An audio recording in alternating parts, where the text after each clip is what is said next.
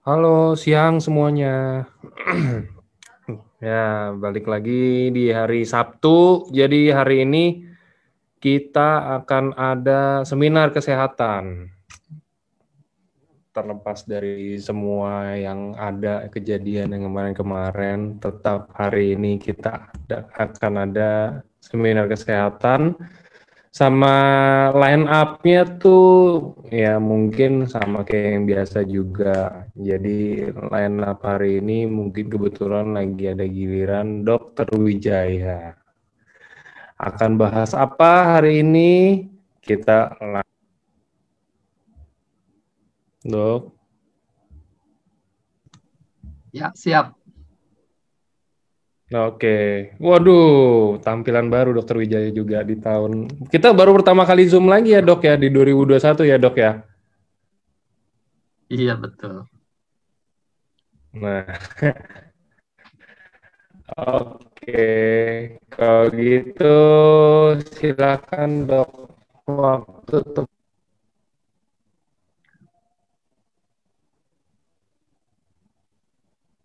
Agak lambat.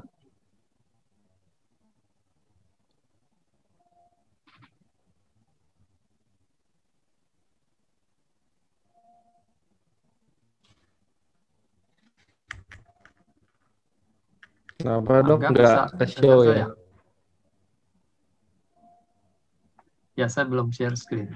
Kita mulai aja. Kan udah pada kenal kok kalau sama Dokter Wijaya mah dok. Kalau yang ini kan biasa yang baru-baru kan harus perkenalan. Kalau ini kan udah kenal, udah sering Oke, memang. oke. Kita mulai aja ya. Ya, Saya share screen. Bisa muncul. muncul dok. Super besar. Oke, Oke, siap. mulai ya. Nah, selamat siang rekan-rekan sepelayanan, seperjuangan ya. Kita mungkin sudah dengar kita tidak boleh promosi soal uh, khasiat produk, tapi tidak ada yang bisa menghalangi kita untuk mengedukasi masyarakat. Jadi percayalah ya pada produk kita. Oke ya. Jadi siang ini kita satu tema dengan AFC untuk level up ya. Jadi kita mau meningkatkan standar kita juga, dan khusus hari Sabtu ini standar pengetahuan kita di bidang kesehatan. Ya. Tidak mau harus terus mengupgrade pengetahuan kita di bidang kesehatan. Oke, hari ini temanya suatu yang boleh dibilang kontroversi daripada yang umum dikatakan. Ya. Jadi umumnya kan kita sering kan, ya. Oke. Nah, ini kita sudah sering dengar juga dalam kehidupan sehari-hari. Ya.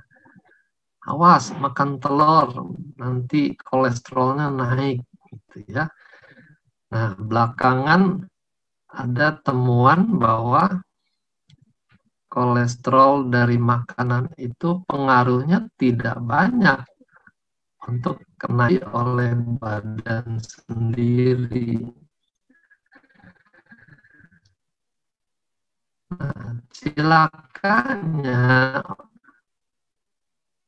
temuan ini membuat masyarakat juga jadi lost control. Oh, nggak apa-apa ya kalau gitu saya makan telur banyak-banyak aman gitu ya. Nah, ini juga ada tensinya naik gitu. Banyak makan gorengan, kolesterol, trigliserid juga naik gitu. Nah, bahkan makan buah dan sayuran pun sekarang disoroti gitu.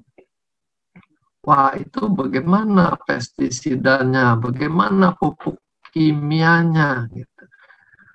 Nah, terus kita kalau bilang oh ini gitu ya. Nah, jadi kalau kita berprinsip Anda adalah apa yang Anda makan, kita bisa pusing dengan semuanya ini gitu ya. Kalau begitu saya boleh makan apa kalau semuanya dilarang? Ya, ini jelas pertanyaan yang sangat mengganggu kita. Kalau lihat menu begini, kita sedang pesta, apalagi orang Chinese kalau istilahnya makan 8 sampai 10 macam begini, bagaimana ditolak? Kan nggak boleh juga membuang-buang makanan yang sudah disajikan. Periksa oleh besok semua.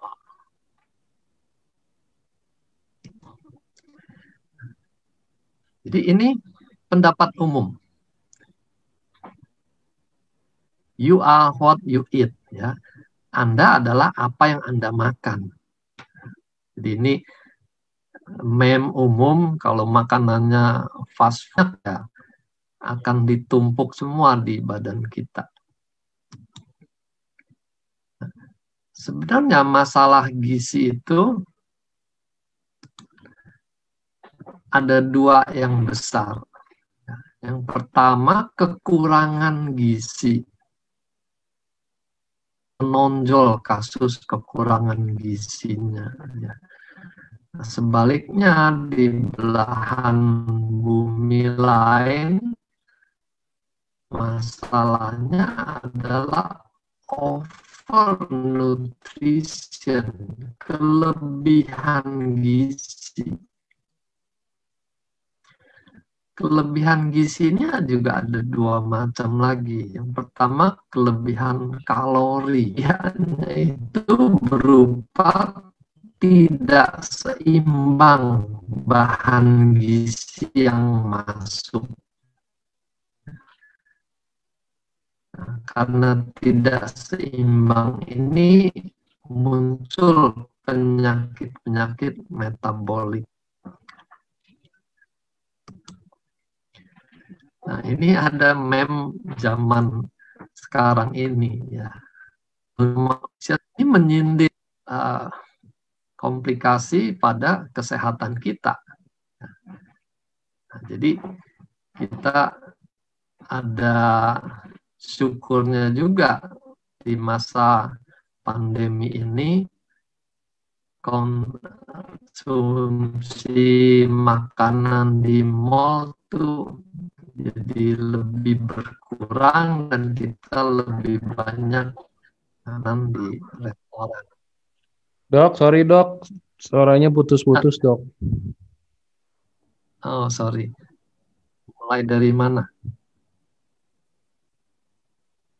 Enggak sih, sebenarnya putus-putus tapi masih bisa kedengar gitu loh dok, tapi suaranya kayak pelan temponya gitu, kayak sinyalnya masih kedengeran cuman terlambat mungkin ya dok ya. Jadi dokter udah ganti slide tapi suaranya udah suara slide berikutnya tapi di slide-nya masih slide sebelumnya gitu loh. Jadi suaranya tuh nggak match sama ininya penjelasannya gitu loh dok. Gambarnya. Oke, saya perlambat ganti slide-nya. Ini saya sinyalnya kurang kuat rupanya. Oke. Jadi makanan rumah semakin tersingkir. Saya juga katanya putus-putus.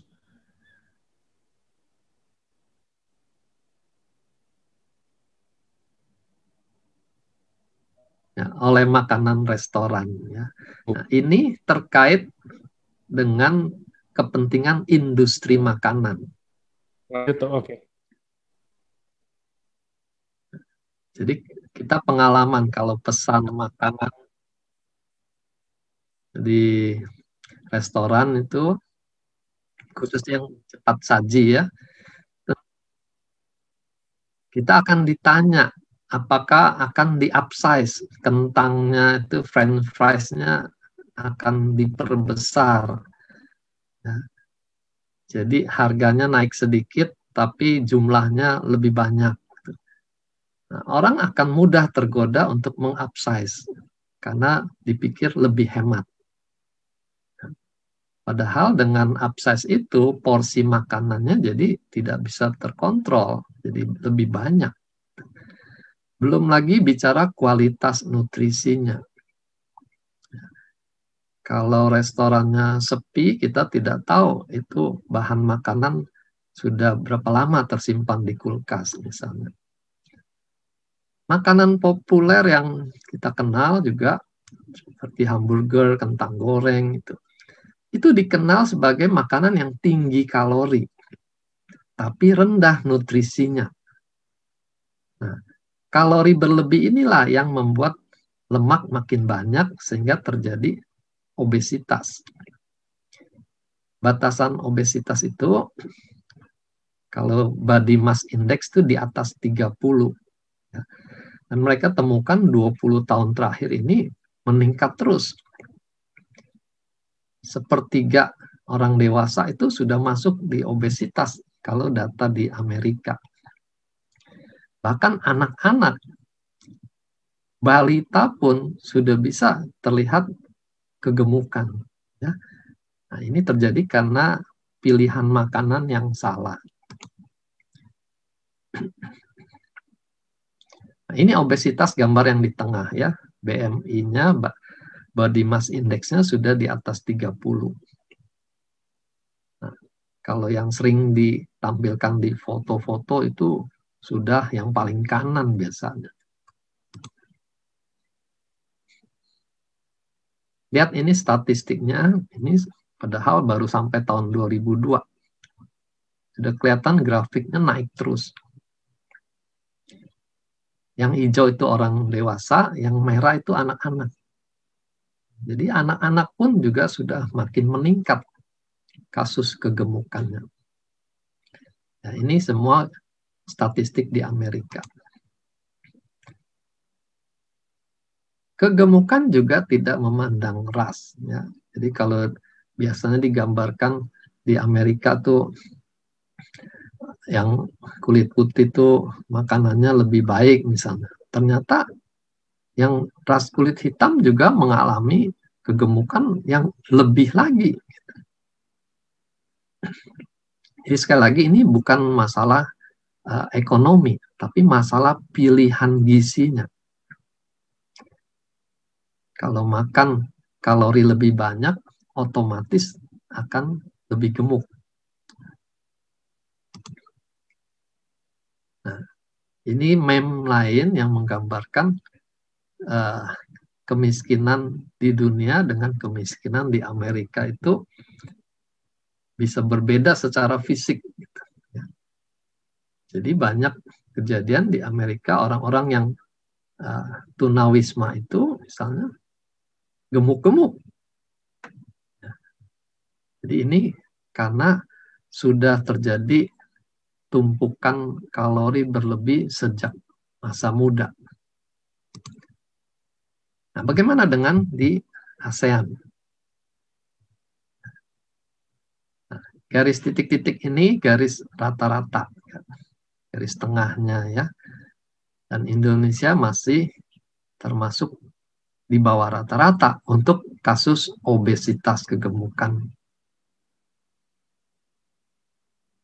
Tapi kalau kita terus-menerus konsumsi yang salah, kita akan menyusul. Gitu ya. Nah, kita lihat Papua, ini keseluruhan ya, Papua Barat dan Timur itu, ini justru lebih tinggi angka obesitasnya. Ya. Jadi sekali lagi ini membuktikan obesitas tidak berhubungan langsung dengan urusan ekonomi. Kalau makanan salah, otomatis dia akan menjadi obesitas. Masalahnya ditambah kompleks lagi dengan isu-isu di luar gizi itu sendiri. Ya, misalnya tanah pertanian zaman dulu, zaman nenek kita ke atas itu kualitas tanahnya berbeda dengan sekarang. Ya, jadi mereka meyakini apel zaman nenek dengan apel zaman sekarang bisa tidak sama kualitas gizinya. Belum lagi industri masuk ke ranah pertanian. Bagaimana cara menghasilkan lebih banyak? Maka masuklah industri pupuk. Bagaimana supaya tidak diserang hama, pestisida masuk. Dan semua itu masuk ke dalam makanan yang tersaji di depan kita. Dari dunia peternakan juga sama. Bagaimana supaya ayamnya gemuk, tidak sakit-sakitan, gitu ya. Diberikan antibiotik dicampur dengan makanan ternaknya. Ternaknya gemuk-gemuk, bahkan dicampurkan hormon juga, hormon pertumbuhan supaya ayamnya itu jadi besar-besar. Dan kita ikut makan antibiotik, hormon-hormon yang ada di ternak-ternak itu. Gitu. Masuk tentu akan berdampak.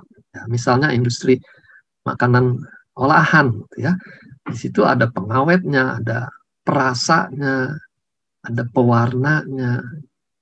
Jadi kalau kita minum suatu jus, lalu di situ tertulis rasa jeruk,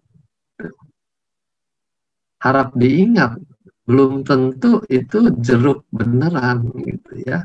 Hanya rasanya saja, itu belum lagi kalau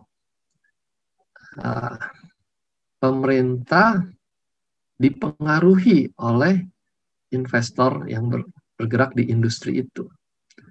Peraturan-peraturan bisa ikut dipengaruhi, ya. Sehingga kita jadi bertanya-tanya, pemerintah ini pro rakyat atau pro industri, ya. Jadi kita syukuri kalau pemerintah kita masih memperhatikan masalah kesehatan rakyatnya. Lalu praktek oknum tenaga kesehatan misalnya, ya, ada bisnis terselubung dalam praktek sehari-hari. Ya, misalnya yang kita kenal itu susu formula. Dulu gencar sekali promosi susu formula, bahkan pada ibu-ibu yang baru melahirkan. Lalu pemerintah menyadari ini tidak baik, maka mulai digalakan gerakan cinta ASI. Sehingga sangat disarankan jangan menyentuh susu formula kecuali memang ada masalah dengan ASI-nya. Ya. Nah, ini contoh kalau pemerintah masih melindungi rakyatnya. Nah, sekarang kita kembali pada gula, garam, dan lemak. Kenapa itu jadi masalah? Padahal ketiganya itu yang membuat makanan terasa lezat, terasa nikmat. Ya. Coba hilangkan gula. Masak tanpa gula, tanpa garam, atau tanpa lemak. Seperti apa rasanya? Susu yang rendah kolesterol saja kita sudah bisa rasakan. Rasanya tuh hambar sekali, tidak enak. Ya. Nah, jadi kita tidak mungkin juga menekan gula, garam, dan lemak sampai di bawah kondisi yang semestinya ada. Karena makanannya jadi tidak enak. Makanan rumah sakit misalnya, kalau yang pernah dirawatnya, kalau mengikuti sepenuhnya harus rendah garam, rendah gula, rendah lemak, itu pasiennya tidak akan habiskan makanannya karena tidak enak. Jadi di sini kita perlu jaga keseimbangan. Bagaimana makanannya enak, tapi jangan sampai berlebihan, ya. Nah, pertanyaannya, benarkah gula, garam, dan lemak itu menjadi biang kerok dari semua penyakit? Atau ada bahan-bahan lain yang hilang, sehingga bahan yang hilang itu yang justru menimbulkan penyakit? Ya. Ini pertanyaan yang kita harus biasakan dalam menganalisa masalah. Ya. Jadi jangan mudah mengkambing hitamkan suatu bahan sebagai penyebab. Karena makanan kita itu kan kompleks. Ini contoh klasiknya. Kita mengenal gula pasir dibuat dari tebu. Ya. Lalu mereka mensurvei para karyawan di perkebunan tebu, bahkan masyarakat di sekitar perkebunan tebu. Ternyata tidak banyak yang mengalami giginya rusak. Padahal kita sering dengar gigi anak-anak rusak tuh karena makan yang manis-manis. Gitu. Nah, di sini mulai muncul pertanyaan. Loh, mereka yang konsumsi tebu langsung dari tebunya kok tidak rusak giginya? Padahal sama manisnya. Nah, lalu penelitian masyarakat melihat bahwa ternyata gigi berlubang itu meningkat pesat sejak muncul industri roti. Gitu ya. Industri tepung, dari tepung itu dibuat roti. Sejak itu, kasus gigi berlubang itu meningkat. Ya. Begitu juga pengaruhnya terhadap kencing manis. Ada penelitian di Republik Dominika itu ya penghasil tebu yang besar, 5.000 pekerjanya diteliti, tidak banyak yang mengalami kencing manis. Padahal mereka konsumsi tebu sejak anak-anak. Berbeda dengan orang kaya di Spanyol yang mengkonsumsi gula pasir gitu. Itu angka kejadian kencing manisnya tinggi, gitu ya. Nah, di sini muncul lagi pertanyaan. Jadi sebenarnya gulanya yang bikin kencing manis atau ada bahan yang hilang waktu proses pembuatan gula pasir. Sehingga bahan yang hilang itu yang membuat perlindungan terhadap kencing manis juga ikut hilang. Gitu. Maka sekarang dikenal gula itu dengan sebutan kalori kosong. Isinya hanya kalori, kosong gizi-gizi, zat gizi lainnya. Ya. Jadi kita sekarang bisa yakin tidak sama konsumsi tebu dengan konsumsi gula pasir. Walaupun gula pasir itu dibuat dari tebu. Angga, bagaimana sejauh ini? Aman? Aman, Dok. Aman. Nah, ini sejumlah zat gizi yang hilang pada waktu proses tebu menjadi gula pasir. Yang pasti pertama seratnya. Kita lihat orang yang jualan jus tebu kan itu habis digiling dibuang gitu ya seratnya itu. Nah, ternyata serat itu bisa menurunkan indeks glikemik. Dan dia untuk kolesterol juga bisa mengikat kolesterol sehingga penyerapan di usus tuh berkurang. Ya, nah inilah pentingnya kita konsumsi serat. Jadi buat mereka yang tidak suka sayur dan buah, nah sekarang menyadari apa yang hilang dari makanannya, padahal itu melindungi kesehatannya. Nah juga di dalam makanan yang utuh itu kalau diproses bisa hilang zat-zat seperti yodium, molibdenum gitu ya. Nah, dan itu masing-masing punya efek untuk kesehatan. Nah, misalnya yodium itu mencegah gondok membesar gitu. Jadi kalau orang yang kurang yodium, gondoknya akan memperbesar diri. Itu mekanisme alamiah supaya dia bisa lebih efisien menggunakan yodiumnya. Gitu.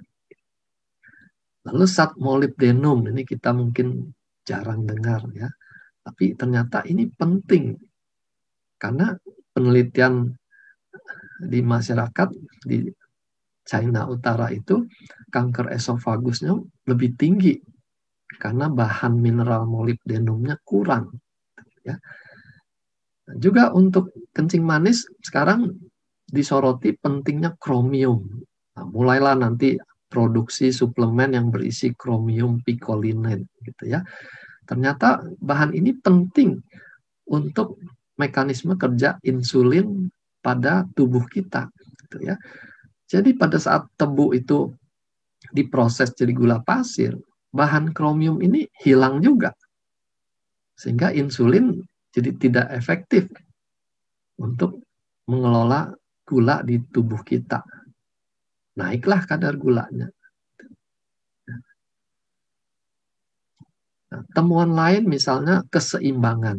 Kalsium dengan magnesium itu perlu masuk dalam komposisi 2:1 misalnya. Tapi kalau kita hanya mendengar promosi kalsium kalau kurang bisa bikin tulang kropos, kita ramai-ramai minum suplemen yang isinya kalsium. Sehingga komposisinya jadi tidak sebanding lagi. Magnesiumnya jadi kurang dibanding kalsiumnya. Dan ternyata komposisi yang pincang itu menimbulkan masalah kesehatan lagi. Gitu ya. Nah, di sini kita melihat pentingnya kita konsumsi makanan yang utuh. Karena Tuhan sudah ciptakan keseimbangan di dalam masing-masing makanan itu. Kalau kita hanya mengejar salah satu mineral lewat suplemen, kita bisa-bisa menciptakan ketidakseimbangan di dalam tubuh kita. Ya. Nah, elektrolit juga begitu. Garam bikin darah tinggi. Garam itu natrium. Ya. Ternyata yang bikin darah tinggi itu karena ketidakseimbangan natrium dan kaliumnya. Kalau dia konsumsi cukup buah-buahan, di mana buah-buahan itu tinggi kaliumnya, ternyata bisa mengimbangi efek buruk dari garam itu. Makanya kita kenal, oh kalau darah tinggi, makan seledri, makan belimbing misalnya. Itu bukan karena dia berfungsi sebagai obat darah tinggi, tapi karena elektrolitnya saling mengimbangi satu sama lain. Sehingga terjadi kondisi yang lebih menyehatkan. Ya. Nah, dan yang paling penting juga, kalau makanan itu diproses, apalagi dengan pemanasan, maka semua enzim yang ada di dalamnya itu akan rusak, akan berkurang banyak. Dan enzim itu penting sekali bagi metabolisme kita. Ya. Nah, ini penting kita perhatikan. Jadi selalu tanyakan bagaimana makanan sehari-hari. Makan sayur dan buah yang masih utuh tidak? Ya. Karena kalau dia jawabannya, wah saya nggak suka sayur.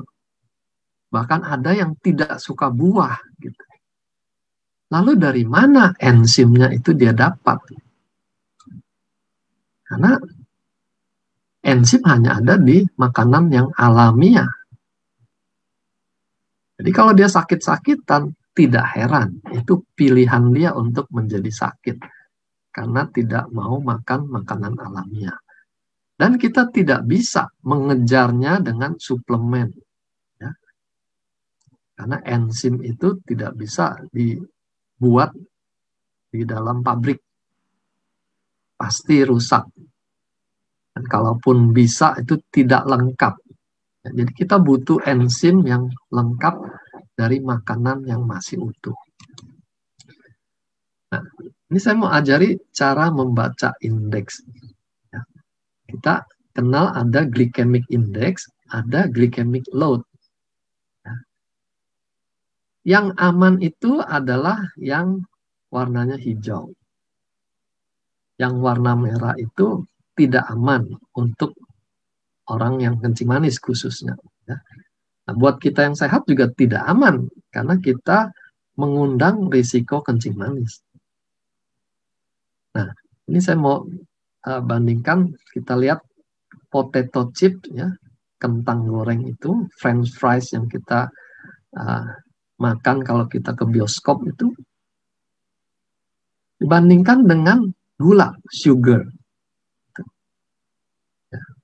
Nah, di sini lihat, potato chip ada di jalur hijau. Gula itu di oranye, sudah mendekati jalur merah. Tapi kita konsumsi gula tidak bisa terlalu banyak, ya. Minuman terlalu manis juga tidak enak. Jadi pasti kita akan ada batasnya konsumsi gula itu. Tapi kalau konsumsi kentang goreng, karena kita mungkin berpikir, oh kentang itu kan ciptaan Tuhan, gitu, aman-aman saja untuk dimakan. Dan kita konsumsi sepanjang film itu diputar misalnya. Di upsize lagi waktu beli.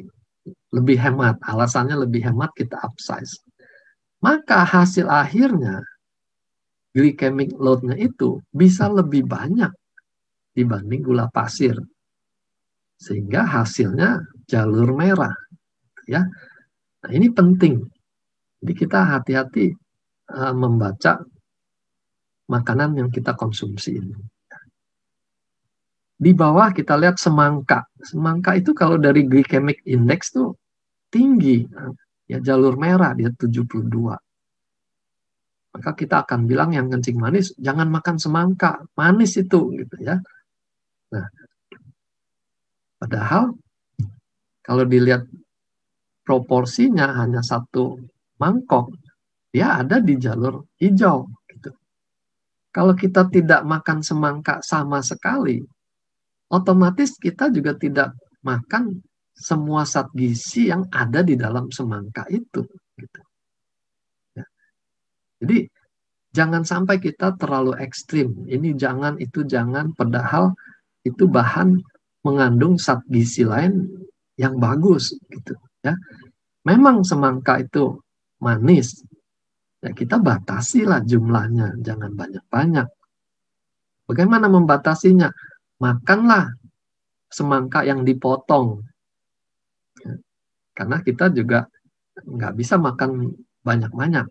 Tapi kalau semangkanya di jus, hanya airnya saja yang kita minum, ya otomatis akan lebih banyak gula yang masuk ke dalam. Ya. Nah, itu pentingnya, jangan semua buah tuh di jus. Makanlah buah potong. Supaya ada batasnya juga. Oke ya, itu sepintas mengenai glycemic index dan glycemic load. Jadi nutrisi umum yang kita butuhkan untuk hidup sehat itu harus cukup lengkap. Ya. Karbohidrat, protein, lemak itu termasuk makronutrien. Ya. Kita konsumsi dalam jumlah besar. 200 gram misalnya. Nah, kalau vitamin mineral itu dalam ukuran miligram. Ini sudah masuk mikronutrien istilahnya. Jumlahnya kecil, tapi peranannya besar. Sementara yang makronutrien itu biasanya orang kaitkan dengan nendang, gitu ya. Oh, makanannya nggak nendang, karena jumlahnya dia butuh banyak. Selain vitamin mineral, tadi kita sudah singgung, enzim itu wajib ada. Ya, dan ini hanya ada di makanan yang utuh dan sebisanya yang tidak kena panas. Ya, jadi buah-buahan itu tidak perlu dimasak, itu enzimnya banyak. Kalau sayuran sebagian yang sudah dimasak, enzimnya juga berkurang banyak, gitu ya. Lalu biji-bijian, kacang-kacangan itu semua kaya dengan mineral dan bahan-bahan gizi yang mikro tadi ya, seperti molibdenum, kromium, itu semua ada di bahan-bahan ini. Jadi kita perlu makanan yang beragam. Ya. Lalu antioksidan ini juga kita butuhkan untuk menangkal radikal bebas. Serat walaupun tidak ada gizinya, tapi dia penting untuk menjaga kesehatan usus dari kanker dan juga mengikat gula dan lemak di usus supaya tidak masuk ke dalam darah semuanya, ya. Itu pentingnya serat. Lalu belakangan ditambahkan lagi pentingnya prebiotik dan probiotik. Ya, seperti yang diseminarkan kemarin, pentingnya probiotik buat kesehatan bukan hanya di usus kita, tapi juga di seluruh tubuh kita. Protein, ini kita perlukan untuk regenerasi sel. Sel itu butuh protein. Kalau sel rusak, sehabis olahraga misalnya, ada yang rusak, kita butuh lebih banyak protein. Makanya olahragawan itu makan protein lebih banyak daripada orang yang biasa-biasa. Ya, karena dibutuhkan untuk regenerasi sel. Lalu dari kalori yang masuk itu, 1/40-nya itu harus berupa protein. Jangan isinya karbohidrat semua gitu ya. Jadi kalau kita makan nasi lalu lauknya kentang goreng misalnya, itu karbohidratnya double, proteinnya kurang sekali. Kemudian untuk kebutuhan minimal itu sudah terukur, dia butuh 0,8 gram protein per kilogram berat badan. Ya, jadi orang yang lebih gemuk dia butuh lebih banyak protein. Nah, diambil rata-rata 50 gram tuh mestinya mencukupi. Lalu ditemukan juga bedanya protein dari nabati, dari tumbuh-tumbuhan, dan protein hewani.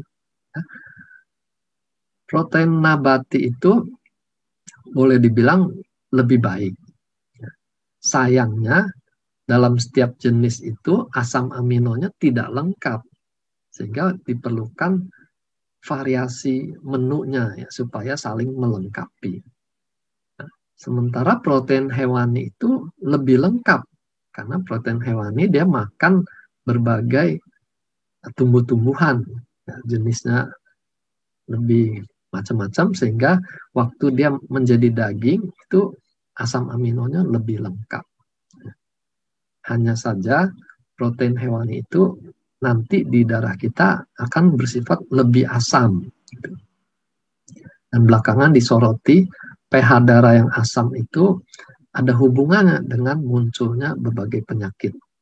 Nah, juga resiko munculnya batu ginjal itu lebih besar kalau dia makan makanan hewani. Apa dampaknya kalau kita kelebihan protein? Kalau kelebihan dibuang protein itu, karena kan tidak dipakai untuk membangun sel gitu ya. Kelebihannya dibuang, dia akan memberatkan ginjal. Juga asam uratnya juga lebih banyak buangannya. Makanya mereka yang asam uratnya tinggi diminta perhatikan keseimbangan gizinya, jangan terlalu banyak proteinnya. Nah, protein dalam tumbuh-tumbuhan ternyata itu sumbernya banyak. Kita saja yang kurang kenal. Ya. Jadi kalau mau mengurangi protein dari hewan ke protein tumbuh-tumbuhan, kita punya banyak pilihan. Jadi kita butuh makanan yang utuh. dan yang kualitasnya tinggi. Ya. Jangan makanan utuh tapi dipaksakan gitu. Yang tadi ya dengan macam-macam bahan tambahan supaya hewannya gemuk gitu. Bisa sumbernya dari hewani atau tumbuh-tumbuhan. Ya. Tinggal nanti keyakinan masing-masing. Buat yang vegetarian misalnya, dia tidak mau mengkonsumsi hewan karena itu mengorbankan nyawanya misalnya. Bisa, asal tumbuhannya yang dia konsumsi itu cukup bervariasi. Lalu kita tidak juga mau meninggalkan perkembangan teknologi. Nah, teknologi pangan itu bermanfaat kalau digunakan dengan benar. Ya. Jadi disinilah para ilmuwan melakukan research development untuk mengekstrak bahan-bahan gizi yang benar-benar diperlukan tubuh kita. Sehingga di zaman sekarang kita tidak bisa menghindari makanan yang high-tech. Ya. Kalau itu memang bermanfaat buat tubuh kita. Misalnya saja, vitamin A. Kalau hanya makan dari wortel, berapa banyak wortel yang kita harus konsumsi? Gitu. Tentu pada kondisi yang sedang krisis kekurangan vitamin A, dia butuh berupa ekstraknya. Ekstrak vitamin A yang dipekatkan sehingga dosisnya bisa lebih tinggi. Lalu teknologi modern itu juga akan memperhatikan sampai pada penyerapannya. Kita sebut bioavailability. Ya. Makan banyak, kalau yang masuk ke darah sedikit kan juga mubasir. Itu semua berakhir di WC misalnya. Ya. Jadi bagaimana teknologi modern itu membantu menciptakan makanan yang diserap semua. Lalu bagaimana memilih komposisi yang sinergi, tidak berlawanan satu sama lain. Nah, itu pekerjaan para ilmuwan. Jadi kita syukuri mereka meneliti semuanya ini. Ya. Lalu juga produk high-tech ini memperhatikan takaran yang optimal itu berapa. Ya, karena kalau dari makanan utuh kan kita tidak tahu ada berapa kandungan di dalam makanan utuh itu. Tapi kalau dibuat secara teknologi bisa dipastikan ada berapa miligram tersedia di dalam makanan itu. Ya. Dan tentu kita perlukan ini, makanan teknologi ini, kalau kita membutuhkan hasil yang nyata dan cepat. Ya, orang yang sedang sakit butuh pemulihan yang segera, kita nggak bisa suruh dia makan sayur dan buah pelan-pelan naik kesehatannya, gitu ya. Bisa terlambat. Jadi di situ pentingnya kita menggunakan akal sehat kita, kebijaksanaan kita. Kapan kita butuh cepat, kapan kita butuh jangka panjang menjaga kesehatan. Karena saya di seminar sering katakan, kenapa sih mesti dikejar-kejar dengan di bawah lidah? Supaya cepat. Mau seberapa cepat? Gitu, ya.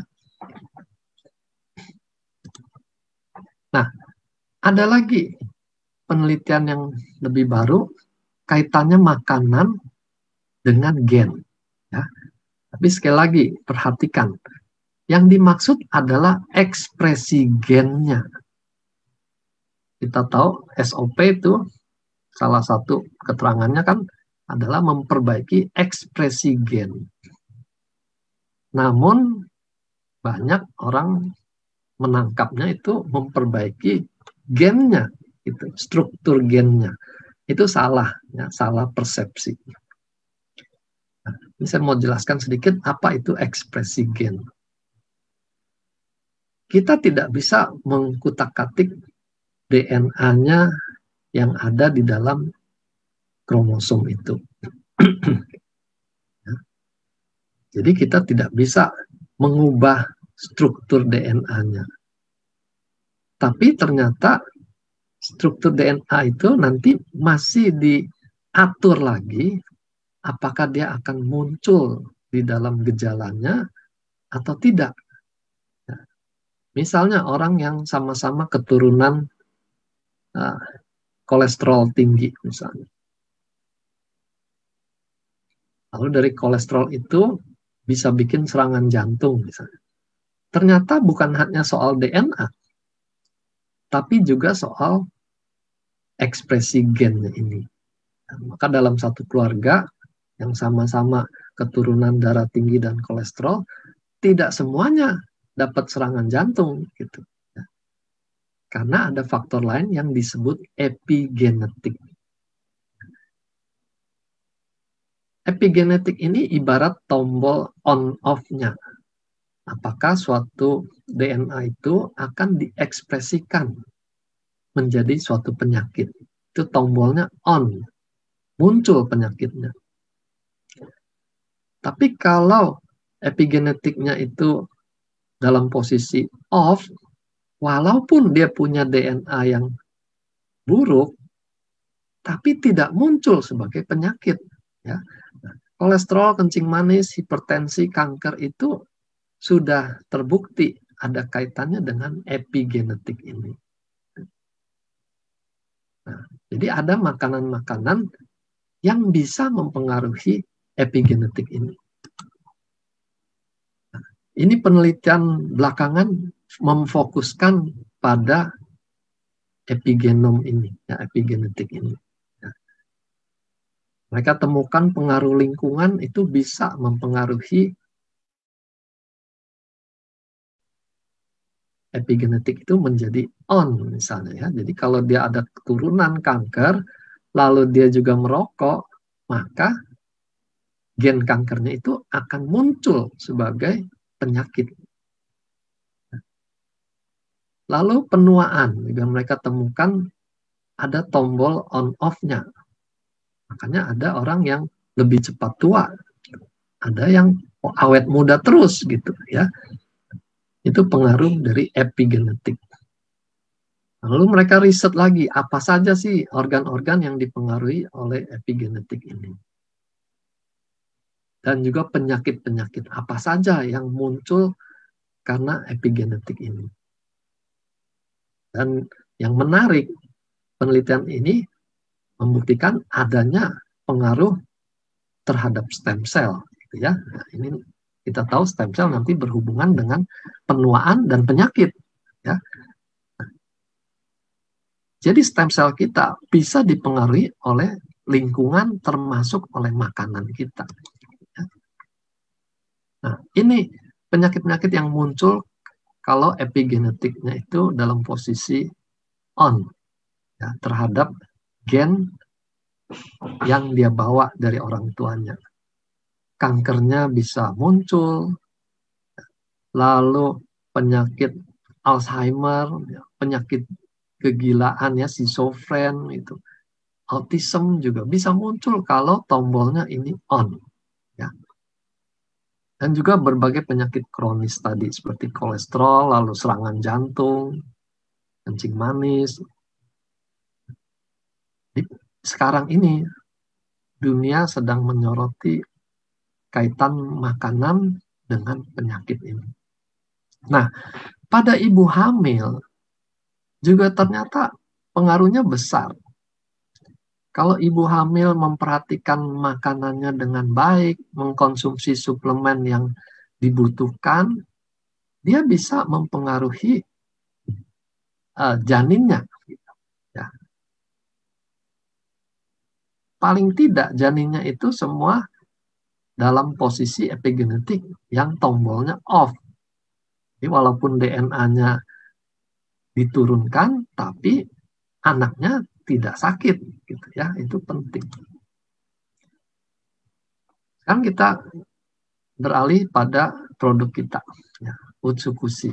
Kita sudah banyak bahas mengenai Utsukushi dan kita tahu kerja utamanya adalah di dalam sistem pencernaan kita. Ya. Jadi di sebelah kiri itu membahas sistem pencernaan kita, ya, dari esofagus ke lambung itu muncul permasalahan GERD misalnya. Lalu liver itu kita tahu usus gusi kita bisa membantu kondisi radang hati. Lalu khususnya di usus kita juga sudah tahu bagaimana dia bisa membersihkan usus, ya. Ini contohnya usus yang kotor dan usus yang bersih. Dan bukan hanya soal kotor dan bersih. Usus yang kotor itu juga akan membuat dinding usus itu lebih kaku dibandingkan usus yang normal, yang elastis. Dan usus yang kotor itu lebih berpeluang terjadi kanker usus dibandingkan usus yang bersih. Nah, di sini kita menyadari pentingnya membersihkan usus, dan yang paling penting itu serat. Utsukushi membantu pembersihan usus, tapi kandungan seratnya tidak banyak dalam utsukushi. Jadi kita harus selalu mengedukasi konsumen produk kita. Selain minum utsukushi, jangan lupa makan sayur dan buah. Di situ seratnya masih utuh dan banyak. Ya. Ini berbagai penyakit usus, dari yang ringan sekedar kembung dan mules sampai yang berbahaya. Ya. Dan ini pentingnya tadi kita mengkonsumsi makanan yang bekerja di usus. Ya. Kalau ususnya sering tegang, itu dia mudah mengalami kram usus misalnya. Kalau dia ususnya kram begitu, diameternya saling berdekatan, tentu lebih mudah terjadi perlengketan satu sama lain. Peradangan, kanker, lalu kita juga sudah dengar autoimun di dalam sistem usus. Ini sangat mengganggu kehidupan kita. Nah, ini isu yang kita sedang digempur, ya, karena kita dibilang overclaim mengatakan produk AFC ini sebagai obat, gitu ya. Nah, ini penting dalam aspek edukasi. Benar nggak makanan itu sebagai obat? Ya, tapi hati-hati ya, jangan pulang dari seminar ini langsung gembar-gembor lagi produk kita sebagai obat. Tapi informasi ini sangat perlu kita kuasai. Bisa tidak makanan sebagai obat? Ya. Zaman dulu, ya, bahkan sekarang masih ada, ya, dalam dunia kedokteran itu dikenal penyakit kurang kalori protein. KKP kita suka singkat. Yaitu karena mereka tidak mendapat gizi yang cukup.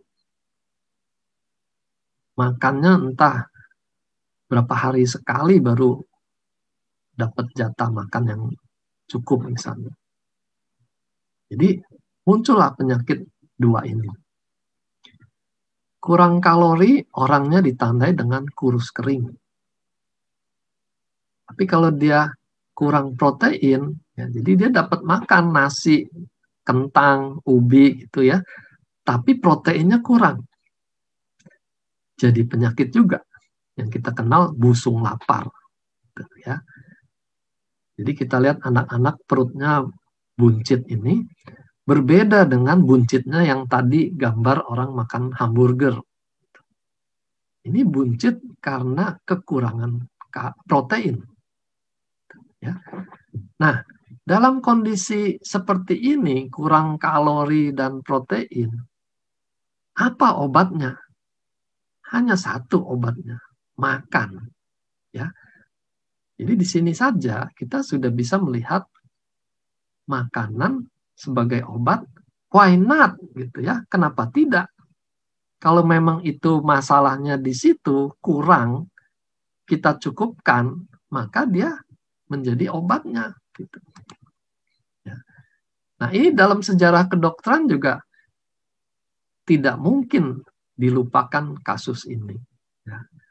Jadi ceritanya para pelaut zaman itu banyak yang sakit bahkan sampai meninggal. Gitu. Lalu ada seorang dokter bedah di kapal Inggris ya, James Lind namanya. Dia membekali makanan yang dibawa itu dengan buah lemon. Dan dia berikan buah lemon itu pada mereka yang sakit. Hasilnya anak buahnya di kapal itu selamat, ya. Tidak sakit, tidak meninggal. Dari situlah mulai diteliti ada apa di dalam buah lemon itu. Dan ditemukanlah vitamin C. Ya, jadi ini sejarah penemuan vitamin C. Dari situ baru industri farmasi masuk menciptakan vitamin C buatan. Gitu. Sehingga bisa diproduksi dalam jumlah banyak, dalam kadar yang suka-sukanya diatur. Gitu ya. Mau 100 mili, 500 mili, mau 1000 mili, itu industri punya kerjaan. Ya. Tapi ini sejarah yang tidak bisa kita lupakan. Nah, jadi di sini juga kita lihat bagaimana makanan dalam hal ini jeruk lemon bisa menyelamatkan orang yang sakit. Gitu. Ya. Nah, sekarang kita lihat gambaran seutuhnya. Ya. Makanan dan obat buatan pabrik itu ya, obat farmaseutical, kita harus lihat itu sebagai satu spektrum yang berkesinambungan.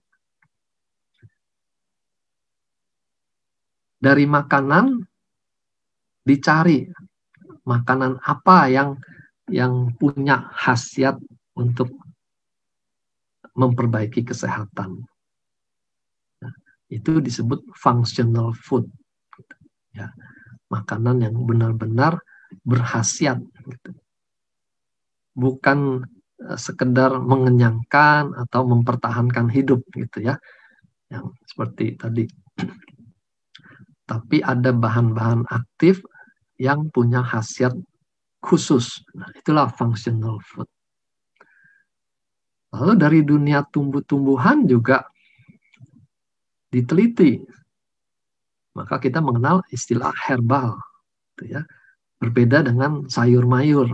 Herbal itu kita sudah berpikir khasiat tertentu dari tumbuh-tumbuhan yang sebenarnya termasuk kelompok sayur-mayur misalnya gitu ya. Di situ juga termasuk functional herbal gitu ya. Dari makanan dibuat lagi ekstraksinya. Ya, dari functional food tadi diambil lagi bahan aktifnya menjadi bahan berkhasiat. Nah, ini yang sekarang dikenal sebagai bidang nutraceutical. Sebagai bidang baru selain pharmaceutical. Jadi industri obat, farmasi, dan industri makanan yang berperan seperti obat. Gitu ya, diekstrak jumlahnya dalam ukuran gram, miligram, dan khasiatnya seperti obat. Gitu. Nah, dari dunia herbal juga muncul fitofarmaka. Diteliti dari herbal, misalnya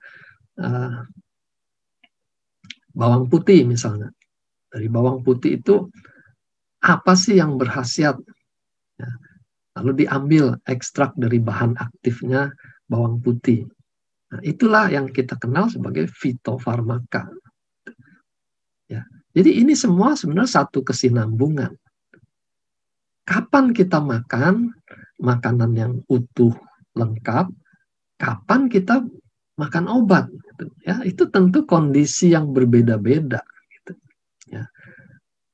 Tapi kita akan salah kalau memisahkan secara besar-besaran, ini makanan, ini obat, gitu. Ya, itu secara keilmuan juga tidak benar. Ya, kita sudah lihat dari sejarahnya tadi. Nah, apa definisinya obat? Ini saya ambil yang gampang dari internet supaya semua bisa bandingkan, ya. Apa itu obat? Obat adalah suatu medicine, ya, medikasi atau obat-obatan atau substansi lain, ya. Jadi ini definisi yang bagus sekali. Obat itu tidak melulu obat farmasi artinya, ya. Substansi lain juga bisa yang mempunyai efek fisiologis, ya. Efek fisiologis itu artinya efek yang membantu kesehatan atau kesembuhan, ya. Kalau ditelan atau dengan cara lain dimasukkan dalam tubuh kita, ya kan, bisa dengan cara salep gitu, atau bahan seperti koyo tapi berisi obat misalnya. Pokoknya cara apapun, kalau dia masuk ke dalam tubuh, dia mempengaruhi fisiologi kita. Ingat ya, fisiologi itu tujuannya untuk perbaikan tubuh. Berbeda dengan definisi racun. Kalau racun itu bahan yang menimbulkan efek patologis, bukan fisiologis, patologis. Artinya dia merusak fungsi tubuh. Sehingga bisa bikin penyakit, bahkan bisa bikin mati, ya. Dan kita sudah kenal itu cyanida, ya, campurkan dalam kopi. Efektif itu, ya. Nah, jadi jelas sekali bedanya obat dengan racun, ya. Kalau orang masih bingung antara obat dan racun, itu saya yang bingung. Jadi jangan kita katakan obat itu racun. Itu membingungkan sekali, ya. Karena kalau obat itu racun, ya para dokter itu tukang racun, gitu, ya. Gambar di sebelah ini, masih ingat nggak ini dongeng tentang apa ini? Nah, ini cerita dukun meramu racunnya dimasukkan ke dalam apel, gitu ya, sehingga putri salju waktu makan itu keracunan dan sakit. Nah, jadi jelas sekali ya bedanya racun dengan obat. Kalau suatu obat menimbulkan reaksi negatif, itu kita sebut efek samping. Jangan bilang efek racun, ya. Itu efek samping. Makanan pun juga bisa bikin reaksi negatif, ya, termasuk produk AFC kita sudah sering bahas. Itu bisa terjadi pada waktu efek detox muncul. Orangnya menjadi lebih sakit. Tapi itu tidak berlangsung lama, karena itu memang dibutuhkan untuk pembersihan diri, ya. Reaksi negatif lain kalau dia ada alergi. Ya. Kalau alergi kita jangan dipaksakan. Maka penting sekali membedakan ini detox atau alergi. Kalau dia alergi lalu apply-nya bilang nggak apa-apa, teruskan aja itu detox, gitu ya. Bisa tambah parah orangnya. Ya. Jadi hati-hati. Lalu bisa juga sekarang terjadi ketidakcocokan reaksi tubuh. Ya, ini belakangan sedang tren. Ya. Ternyata ada gen kita yang bereaksi berbeda terhadap makanan yang sama yang masuk ke dalam tubuh kita. Ya. Ini dikenal nutrigenetik. Jadi reaksi tubuh kita terhadap makanan yang masuk. Sama-sama minum kopi, efeknya bisa berbeda. Yang satu merasa lebih segar, yang satu malah jadi berdebar-debar, tensinya naik, nggak keruan. Gitu ya. Nah, itu contoh nutrigenetik. Tidak cocok DNA-nya dengan makanan itu. Produk AFC juga sama. Tidak semua orang akan bereaksi sama. Ya, karena gennya tidak sama. Ada istilah lain nutrigenomik. Bagaimana makanan yang kita makan bisa mempengaruhi di level selnya, ya, yang tadi kita sudah bahas epigenetik tadi. Ya. Makanan apa yang mempengaruhi epigenetik? Oke, jadi simpulannya, kesehatan kita bukan hanya ditentukan apa yang kita makan, ya, tapi juga apa yang tidak kita makan. Kalau dia tidak makan sayur, buah, serat, enzim, ya tinggal tunggu waktu dia akan sakit, gitu ya. Karena dia defisiensi gizi tertentu. Nah, ini yang selalu saya ingatkan. Jangan semua menganggap produk AFC kita tuh seperti obat dewa gitu ya. Pokoknya dikasih ini saja semua akan beres gitu ya. Gak bisa. Kalau dia defisiensi gizi yang lain tidak akan tercukupi hanya dengan konsumsi produk kita gitu ya. Jangan katakan produk ini gizinya lengkap gitu. Itu membodohi konsumen namanya. Karena kita tidak pernah promosi produk kita lengkap gizinya. Ya. Jadi kalau ada pertanyaan saya, kalau makan ini masih perlu antioksidan lain nggak gitu? Ya, mungkin saja dia perlu kalau kebutuhan antioksidannya memang tinggi. Misalnya dia perokok. Ya. Kalau hanya konsumsi glutathione yang ada di SOP dan Utsukushi, mungkin tidak cukup. Gitu, ya. Lain orang, lain kebutuhannya. Nah, ini yang saya suka tekankan kalau orang nanya takarannya berapa gitu. Ya lain orang, lain kebutuhannya. Makanya kita harus layani klien kita dengan benar. Kita mengenal dia seperti apa butuhnya gitu ya. Lalu kondisi lingkungan saat ini juga membuat konsumsi makanan kita sehari-hari itu kemungkinan besar ada yang kurang gitu ya. Apalagi kalau menunya sama terus, tentu akan kekurangan zat gizi lain. Nah, disitulah kita perlu suplementasi, ya, suplemen supaya jadi cukup. Jadi sekali lagi, suplemen yang kita berikan jangan dipikir sudah lengkap dan cukup, ya. Nah, lalu isu lain, ini makanan sehat, ini bukan suplemen. Nah, itu makin tambah istilah makin membingungkan, gitu ya. Suplemen itu artinya tambahan atas sesuatu yang kurang. Ya, jadi nggak perlu kita nambah lagi istilah ini makanan bukan suplemen. Sesuatu yang kita tambahkan itu adalah suplemen. Entah suplemennya berupa makanan atau suplemennya berupa bahan herbal, ya, atau bahan lainnya lagi, gitu ya. Tapi semua itu suplementasi atas apa yang kurang dalam makanan kita.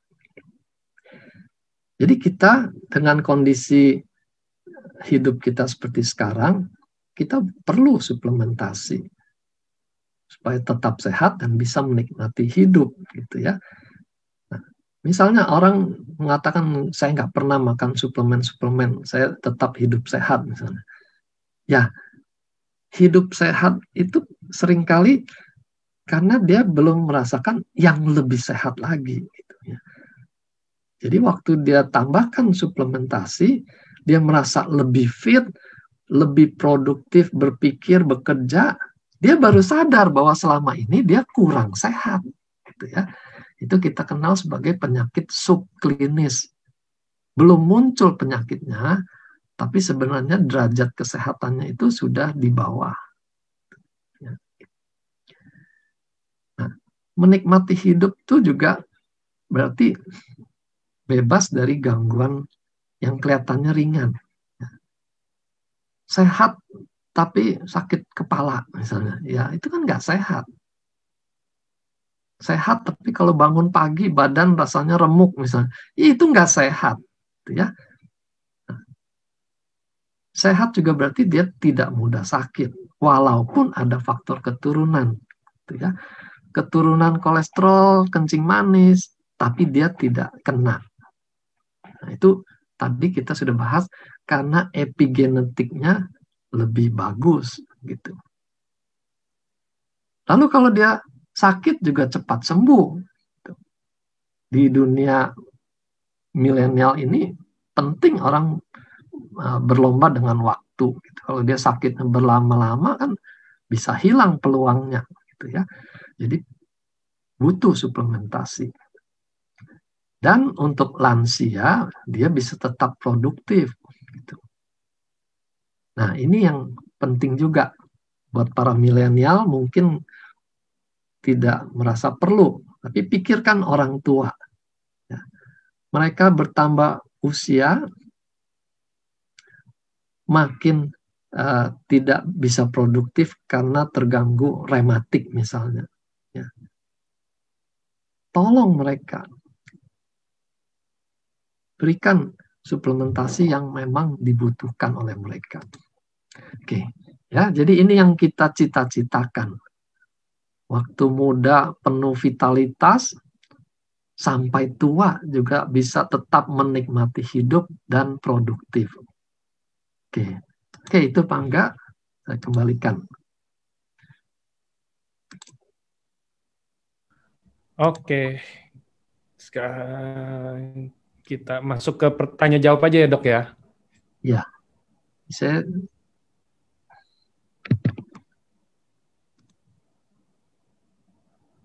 Oke, sip. Ini udah banyak banget pertanyaannya sih sebenarnya dari tadi. Cuman kali ini pertanyaannya nggak bisa semuanya nanya kayak biasa sih, harus tetap difilter dikit. Oke.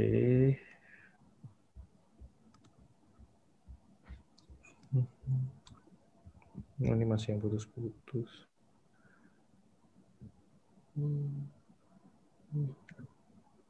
teman-teman senior bisa bantu jawab di chat.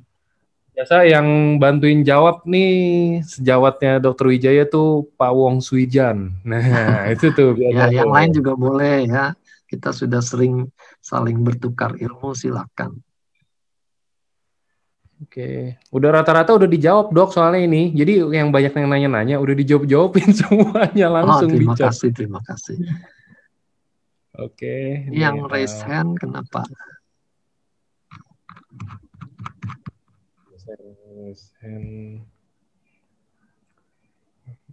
Sebenarnya 6 bulan Parkinson dosis 2x1 dan konsumsi obat Parkinson Heximan. Nah ini dok istri saya udah konsumsi SOP Subarasi selama 6 bulan. Berarti ini udah dari Subarasi pertama keluar sih harusnya. Tapi Ya. itu September ya. September. Pokoknya dia konsumsi itu 2 dikali 1. Terus sama dia ada konsumsi obat Parkinson Heximer 2x1 dan Ciprol 2x1. Lalu propanolol 1x1 dan asam folat.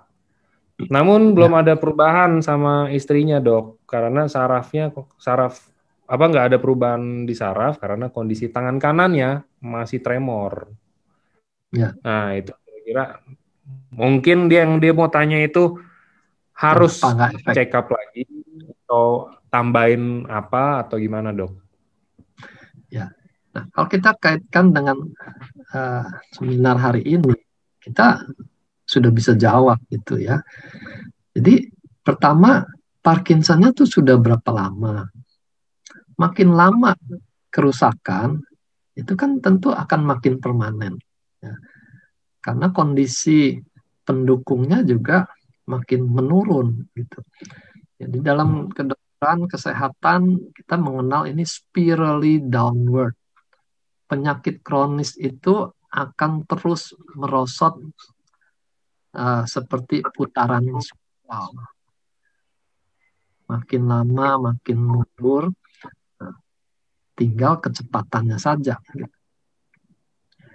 Kalau faktor-faktor pendukung kesehatan kurang, dia makin cepat merosotnya. Jadi selain suplemen dari AFC, ya, perlu diperhatikan keseluruhan gaya hidupnya. Misalnya Parkinson kalau hanya duduk-duduk saja, itu makin mundur, dia akan makin kaku. Mereka temukan orang yang Parkinson itu, waktu dia naik sepeda malah hilang semua gitu. Ya. Ini apa ya, mengagumkan atau mengherankan karena tadinya tidak dibayangkan orang Parkinson naik sepeda gitu. Lalu juga orang Parkinson kalau dia sering olahraganya berupa menari, itu juga bisa berkurang gitu ya. Jadi mengatasi penyakit itu jangan melulu bergantung pada obat atau makanan. Seluruh gaya hidupnya itu perlu diperhatikan. Belum lagi aspek psikologis kalau orangnya depresi, ya. Menangisi nasibnya, menangisi penyakitnya, itu hanya memperburuk keadaan dia, gitu. Dia hanya memikirkan saya jadi tidak berguna. Nah, coba bantu untuk mengubah persepsi dia, saya masih bermanfaat untuk kerjakan apa gitu. Dan dia kerjakan itu. Kalau dia merasa hidupnya masih bermanfaat, itu bisa memperbaiki kondisi kesehatannya. Ya. Saya ingat cerita profesor saya itu, ada satu keluarga, anaknya yang satu di Belanda, yang satu di Indo. Ya. Waktu ibunya ini dibawa ke Belanda, dia sehat. Karena di Belanda tidak ada pembantu, dan si ibu ini mengerjakan semuanya, membantu anaknya yang sepanjang hari kerja di luar. Gitu. Nah, setelah giliran anak yang di Belanda habis, ibunya diboyong kembali ke tanah air. Anak yang di Indonesia ini memanjakan ibunya. Udah jangan kerja macam-macam, semua dikerjakan oleh pembantunya. Tidak lama si ibu itu jatuh sakit, gitu ya. Jadi penting memperhatikan seluruh kehidupan, jangan melulu bahas mengenai obat dan suplemen.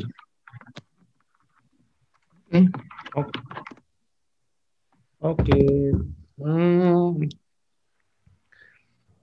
Mungkin bisa ini dok, buat biar ini kan masih banyak banget dok yang sering tanya kayak, dok saya sakit perut, dok saya sakit kepala, dok kaki saya sakit, dok tangan saya keseleo, bisa nggak konsumsi SOP Subarasi atau produk AFC? Itu mungkin bisa dijelasin dulu dok sedikit. Jadi maksudnya ya ini produk kita ini ya pasti boleh sih sebenarnya kan, karena jatuhnya kita ini kan healthy food. Maksudnya jadi kayak nggak ada larangan atau gimana. Mungkin dokter bisa lebih jelasin dok. Biar maksudnya yang pertanyaan-pertanyaan gitu jadi langsung kejawab sekali gitu kan. Ya, nah produk kita ini punya keunggulan yang besar. Makanya kita bisa dapatkan hasil yang begitu booming, ya. Begitu menakutkan kompetitor. Kenapa? Karena kerjanya di titik yang sangat penting, Yang satu regenerasi. Ya, kita tahu lewat insulin-like growth factor, lalu mempengaruhi stem cell, dia bisa membuat regenerasi sel.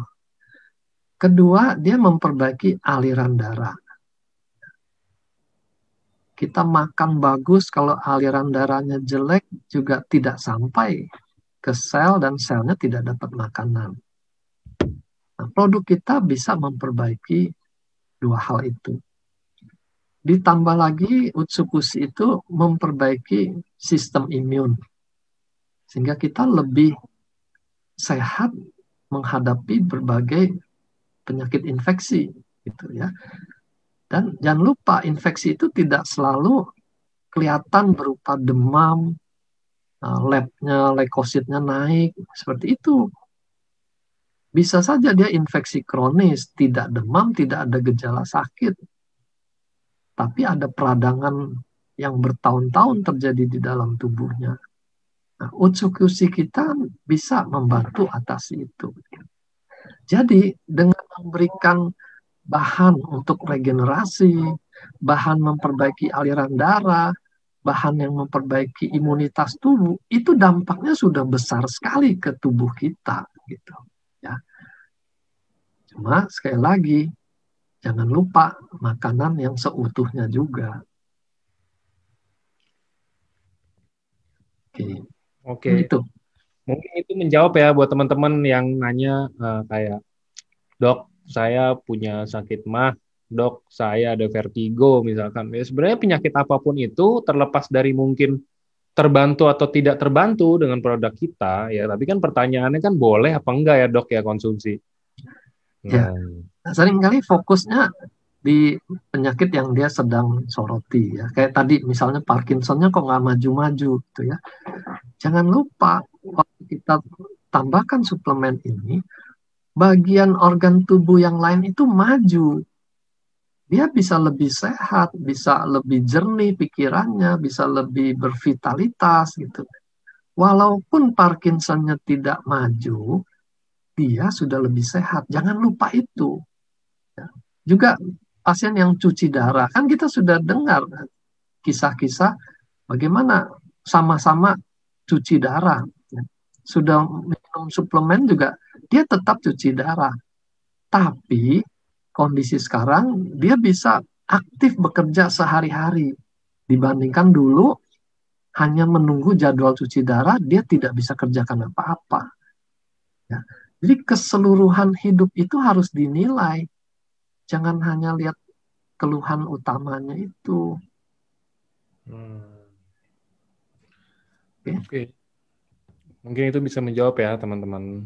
Jadi mungkin yang nanti pertanyaan-pertanyaannya kan banyak yang serupa. Saya takut nggak keburu jawabnya. Nanti ada yang udah ternyata dia ikut 2 bulan pertanyaannya itu kan saya nggak jawab, ntar dibilang kelewat terus. Mendingan ini dijawab semuanya sama Dokter Wijaya. Nah, sama ini ada yang menarik dok. Ada yang nanya, tadi dokter ada bahas tentang sayur yang dimasak akan melalui proses pemanasan. Apakah lebih baik itu sayur dimakannya mentah, dok? Terus apakah aman untuk orang yang sakit mah itu makan sayur mentah dan solusi ngolah sayur mentah yang sehat? Ya. Prinsipnya, ini ibu-ibu lebih tahu ya.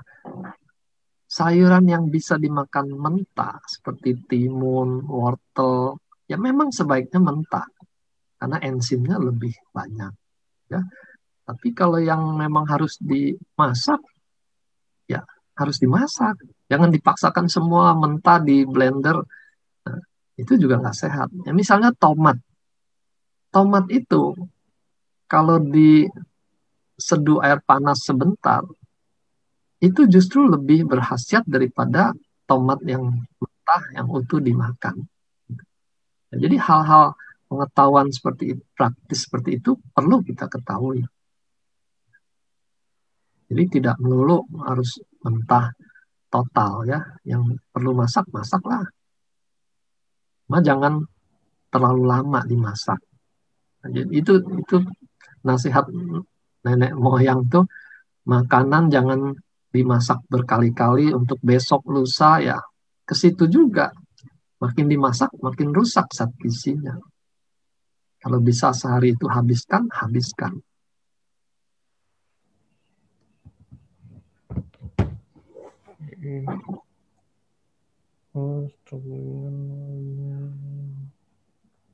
Lagi.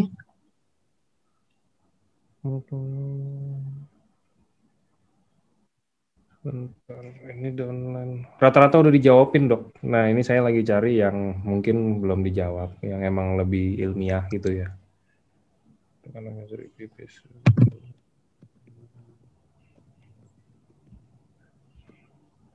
Dokter, saya penderita camaya meninggal. Saya mama.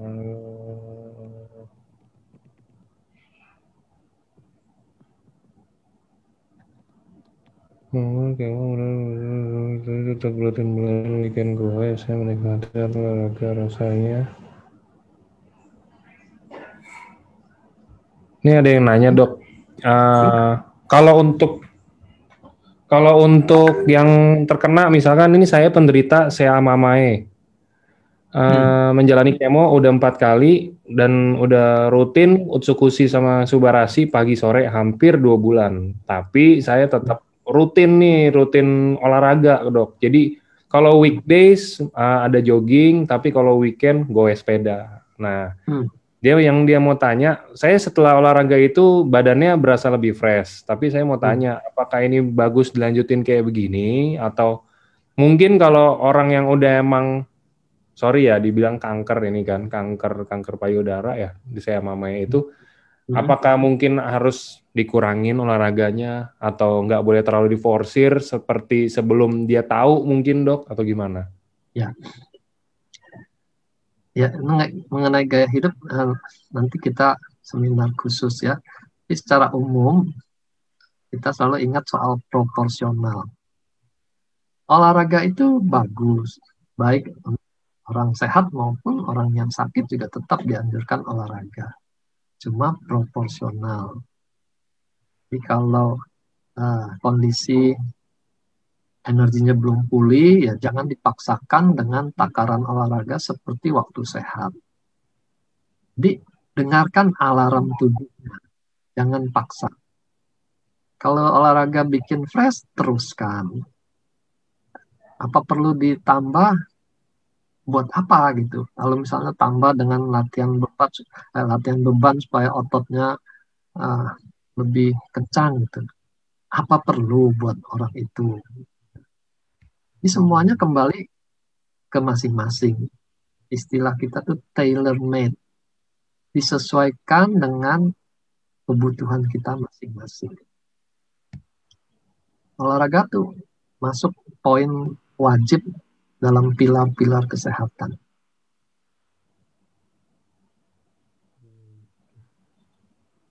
Oke. Jadi ada pertanyaan untuk hipertrofi prostat misalnya. Nah, kita tidak melihat produk ini akan mengecilkan prostat. Nah, itu kan klaimnya jadi seperti obat gitu. Obat pun tidak bisa mengecilkan prostat. Obat dokter itu hanya bisa mempertahankan jangan cepat tambah besar. Ya. Nah, tentu kalau kita promosinya ini mengecilkan prostat, ya tentu saja pihak berwenang jadi melotot gitu. Wah, ini membohongi publik gitu ya.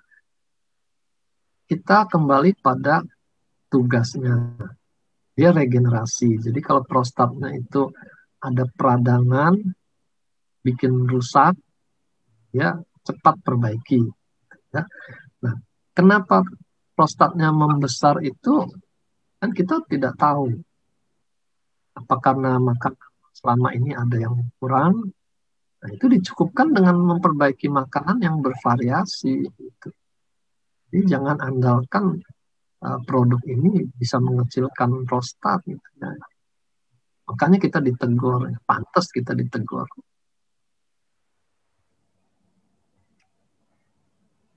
Oke, kita nextnya. Ini ada yang tanya, Dok. Ini mungkin beberapa pertanyaan terakhir aja ya, Dok. Udah makin sore soalnya. Oh, ini. Oke, Dok, mau tanya, waktu minum SOP 100 plus, berat badan turun lebih dari 5 kilo. Setelah beralih ke SOP Subarasi, berat badannya naik lagi karena saya jadi ada nafsu makan lagi, meningkat nafsu makannya. Ya.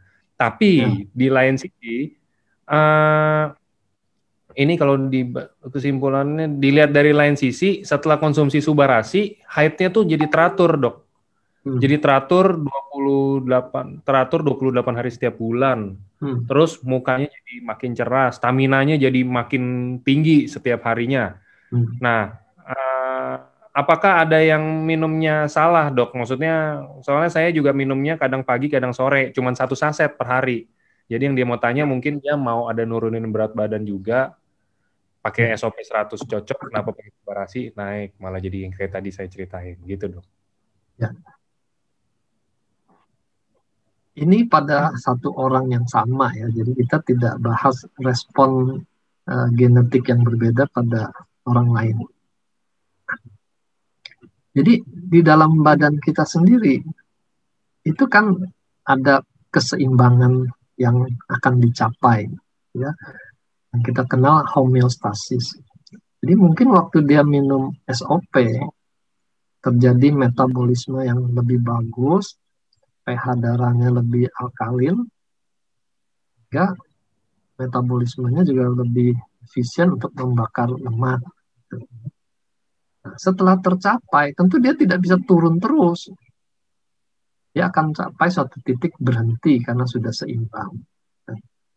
Nah, waktu dia ganti Subarasi, ada efek tambahan, nafsu makannya jadi lebih banyak. Nah, yang bikin berat badannya naik kan makannya lebih banyak itu, gitu. Bukan Subarasin yang bikin timbangannya naik. Nah, jadi diakali saja bagaimana makan banyak, tapi kalorinya tidak tinggi. Nah, di situ peranan makan sayur buah lebih banyak.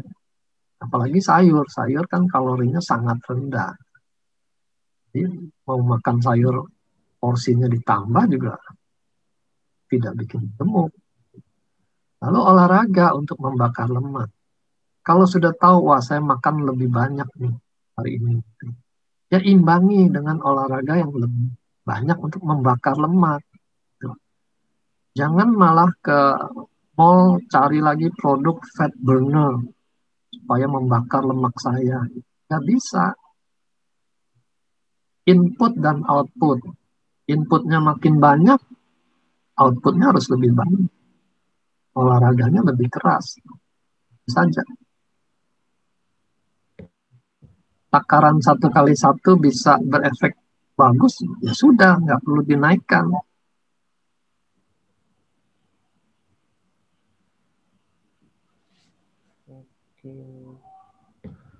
Oke. Masih banyak tanya soal takaran.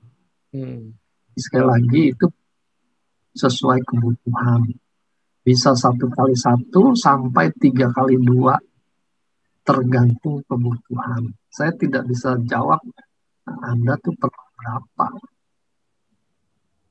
Tergantung usia, tergantung banyaknya penyakit yang merusak jaringan. Makin tua, makin banyak penyakitnya, makin lama sakitnya, dia butuh lebih banyak. Itu saja. Belajar menyesuaikan masing-masing takaran saya seberapa.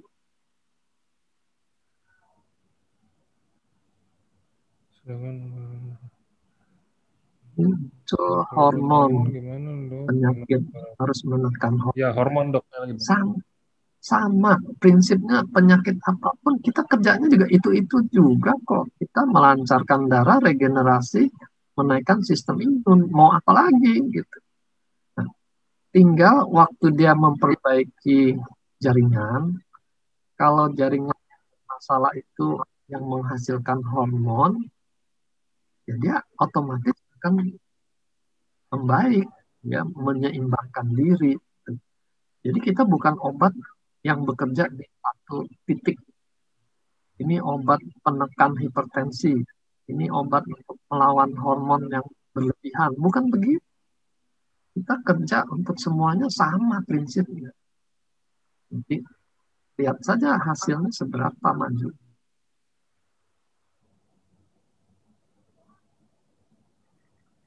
Sampai berapa lama kita tahu dosis itu? Dosis, takaran ya, jangan dosis.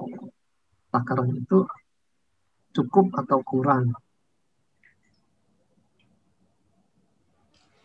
Kembali lihat kondisi sakitnya. Kalau diperkirakan ini mestinya sudah cukup segini, kita lihat sebulan. Tapi kalau diperkirakan ini perlu dosisnya, ini perlu takaran yang tinggi, tapi kita mau mulai dengan takaran yang kecil, itu kita bisa naikkannya per minggu. Jadi tidak ada hukum baku, hukum besi yang harus seperti itu. Ya. Kita ini kan levelnya lebih masuk ke makanan yang sifatnya fleksibel aturannya. Berbeda dengan obat farmasi yang sangat ketat. Berapa mili, sehari berapa kali, itu nggak bisa ditawar-tawar gitu. Tapi kalau makanan itu lebih fleksibel. Oke.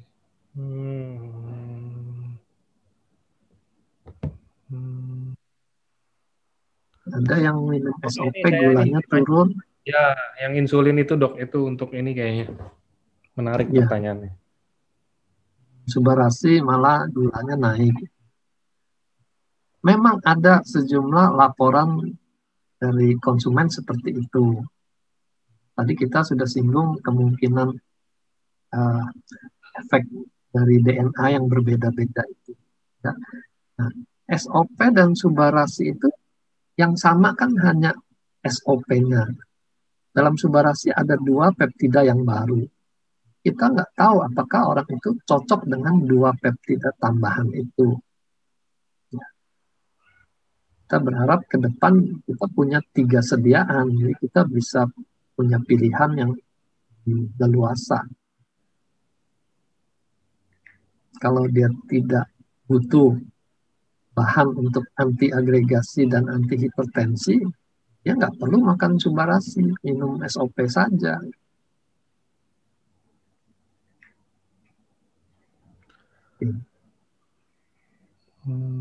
Oke, kayaknya itu aja dok untuk hari ini. Ini udah beberapa udah dijawabin sama Pak Wong Suijan nih. Dia minta maaf soalnya yang belum dijawab dia lagi nyetir.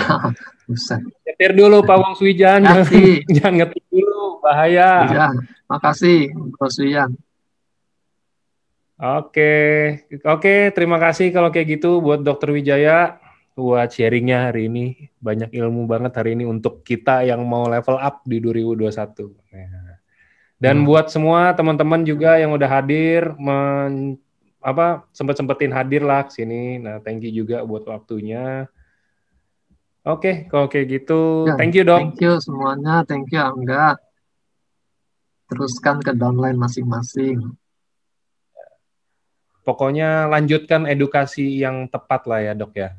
Ya pasti, itu nggak ada yang bisa larang, itu kewajiban kita semua. Ya, oke. 2021 level up ya teman-teman ya. Jadi sampai jumpa, selamat sore semuanya. Thank you, happy weekend semua. Sore.